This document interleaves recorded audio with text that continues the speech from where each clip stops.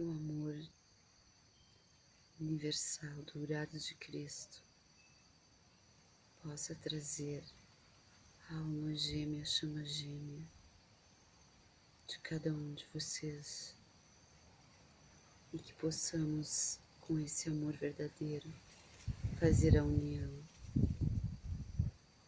e a ascensão do nosso querido planeta Terra para a quinta dimensão. Que nossa força, do nosso amor, dos nossos dois corações possa se juntar nessa noite e que São João abençoe a nossa união, a união desses amores que estão tanto tempo separados, que possamos fazer a nossa união física finalmente.